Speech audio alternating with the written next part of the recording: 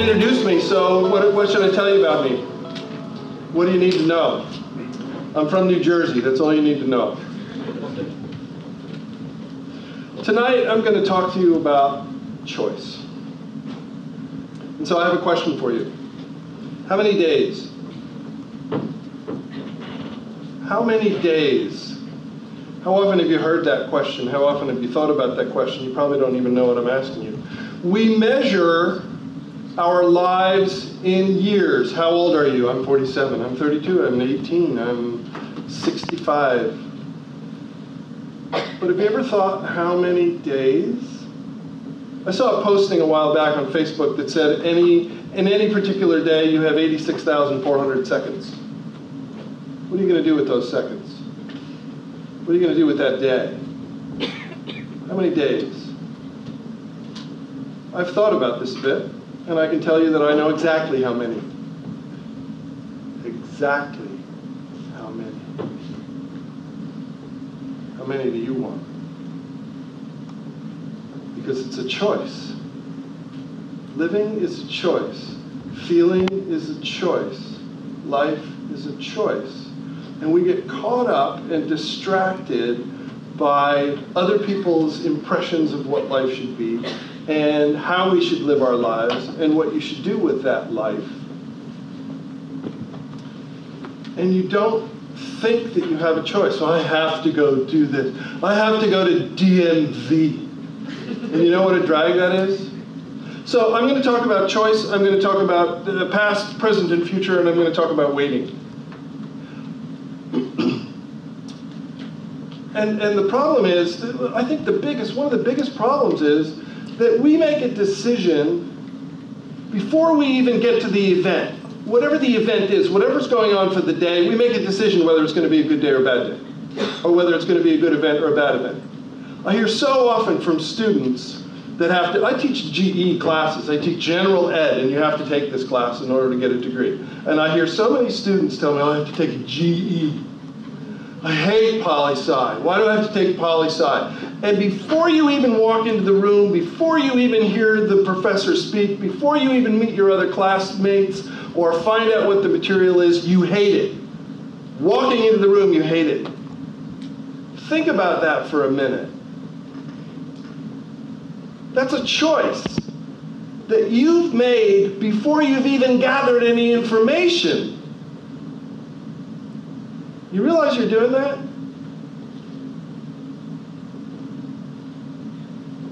Why?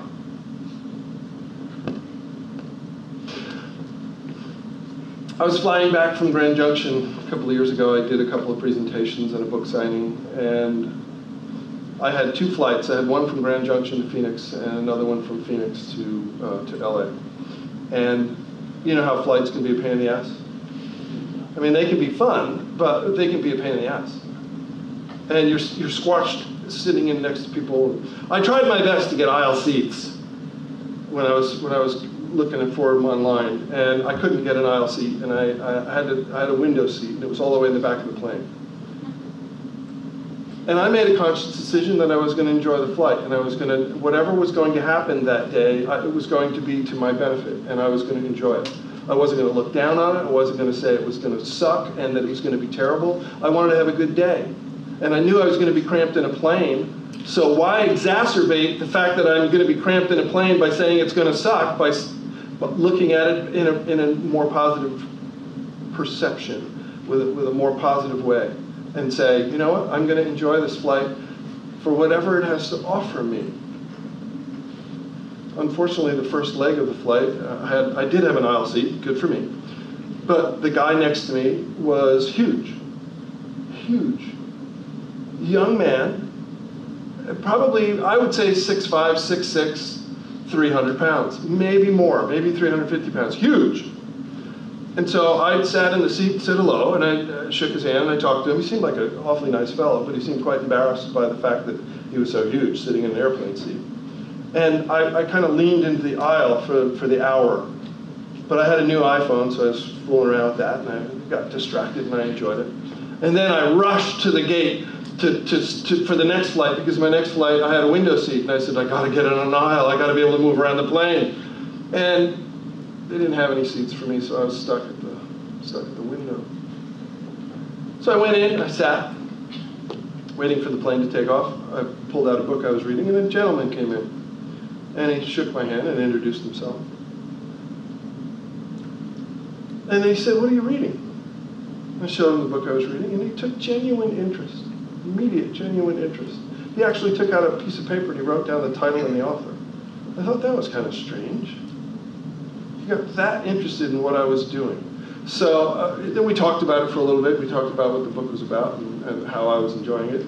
And I had just published a book. I was coming back from Grand Junction from book signing. So I thought, oh, why not? So I reached into my bag and I said, this is a book I've just published. You wrote a book? Yeah, I did. This right here. And he was so cool. He said, just give me a second. And I swear to you, this is the way the guy did it. He sat in his chair, and he slowly paged through every page of 200 pages of this book. He slowly paged through every page and stopped at the chapter titles. And then one particular chapter title that's entitled, "Living with What You've Been Living Without." He said, "Why has no one thought of this before?" And I thought, wow, I thought of some shit that no one thought of. I loved it. I was like, well, thank you very much. I don't know why anyone has thought of it before. And then he asked the same question in French. But don't ask me to do it because I don't speak French. But he asked the same question in French, and I said, oh, you speak French. And he spoke 5 languages fluently, and he could speak 3 others conversationally. I was impressed. So then, we keep talking a little bit, and I forget that I'm sitting at the window. And I forget that this is a flight that might suck, because now it's become enjoyable. And I think part of it was because I invited it in. I invited it to be enjoyable. But we talked for a little while longer. And he turned to me and he said, "Well, just so you know, I'm a book publisher and I would really like your contact information." Couldn't have got any better, right? So a flight that could, I have to sit at a window, and a smelly guy next to me, and somebody farting. Well, Carrie mentioned farting, so I guess I could mention farting. And then it turned out to be wonderful. And why is that? Did I let it in? I wonder if I went in with an attitude that it was going to suck, if it then would have sucked. Tell me if you don't do this. There are events that people have decided ahead of time that are not going to be good for you. Jury duty. Should we do show of hands? How many people love jury duty? Love jury duty. Just can't wait to go to jury duty. I don't see a hand up in the room. One person, thank you very much. A true patriot. Really? You don't know. So you're bullshitting me. Okay? But look, think about this for a minute. I'm at the section where I'm talking about waiting, because it's all a choice. It's all a choice. You don't like waiting at DMV, you don't like waiting on lines, you don't like waiting at the grocery store because you got to get out of there because you're a busy person. Oh my God, you certainly don't like waiting during jury duty, because jury duty is a whole day of pretty much you're sitting there doing nothing. And people hate doing that. Would you believe me if I told you, well, I used to, but would you believe me if I told you that lately I don't wait? I don't wait. I used to wait when I was younger. I don't wait anymore. How can I do that? How can I not wait? Because I enjoy the moment. Think of how much of your life you decided was going to suck before it even started, before the event even took place. You decided you weren't going to have a good time. You went in with a bad attitude. You had a terrible time, and you wasted that part of your life. I don't wait. I enjoy every second.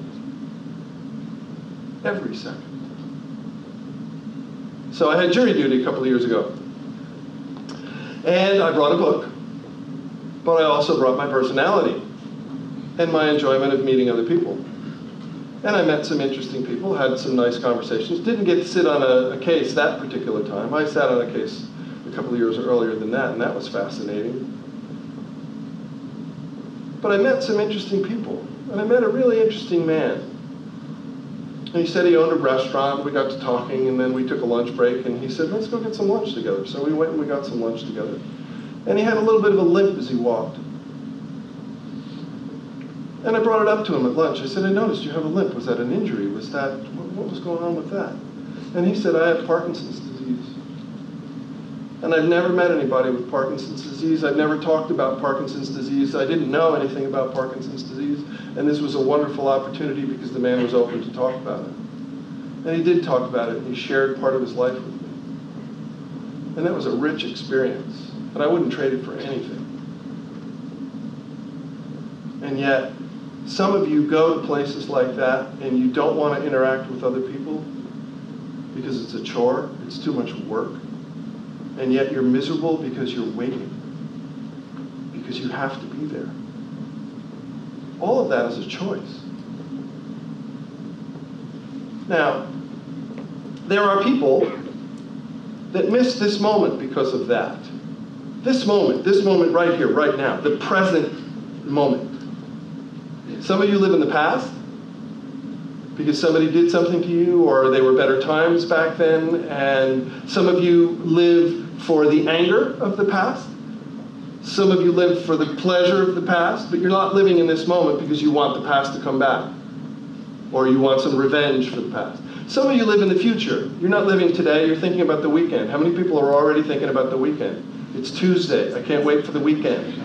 I can't wait for the weekend. Well, guess what? You're going to have to wait for the weekend. But why wait? Why not enjoy every moment up to the weekend and then enjoy the weekend? Mondays are not a bad day for me. People go, Monday, oh, Monday. I'm Monday. I get a chance to live again today. I get a chance to go do my gig. I get a chance to talk to people. I get a chance to interact in life. How many people are still living in the past? Let's see a show of hands. You're thinking about stuff that happened, that boyfriend that broke your heart, that girlfriend that left you standing there, that mom and pop that didn't do something and you're still waiting for them to love you. How many people are living in the past? Yeah, there's a few hands. How many people are planning for the future? You can't wait for the summer. You can't. I couldn't. Okay. How many are here right now? Living in this second, right now. Not as many hands. Well, I see you. Yeah, hi. Yeah. And I think that's great. Because those of you that are living in the past, living in the future, you're missing this moment.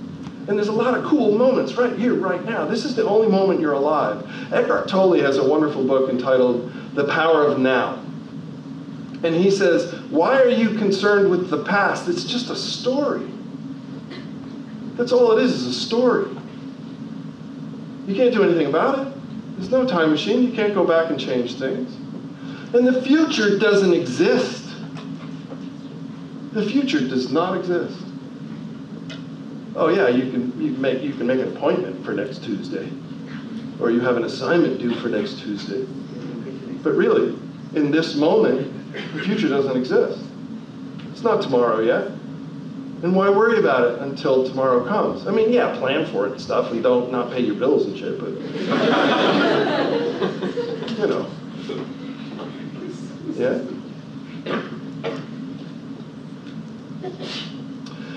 So I thought I was going to keep you here for the entire symposium until about 9:30, and we're 15, 16, 17 minutes over that, and I haven't seen the light flash yet, so I don't even know where I am, but he's checking. Oh, now he's flashing the light. Thanks.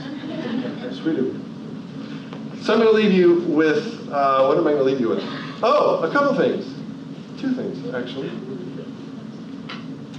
How many days? How many days do you want to live? I know that's an odd question because people don't like talking about death, and they don't like saying, oh, I want to live to be 85, I want to live to be 102, I want to live to be 67 or whatever. I mean, there was a old Who song long ago that some of the lyrics were, I hope I die before I get old. Some of you might know that song. I want to get way old before I die. And I want to live every day. That's how many days I want to live. Every one of them. And I'm starting with this one. In the words of the Dalai Lama,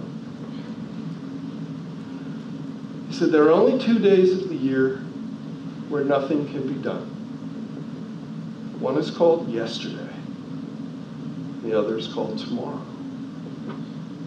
So today is the best day to love, believe, be, and mostly live. Thank you.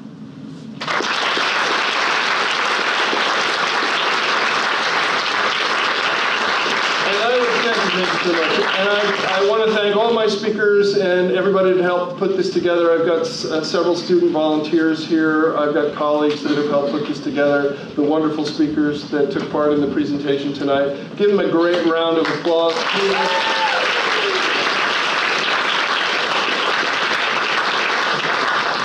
And some of them have agreed to hang around. There's lots of information out on the table, and they would love to hear from you and love to interact with you. So please feel free to have a couple of minutes and chat with them as you leave the theater. Thank you so much for coming.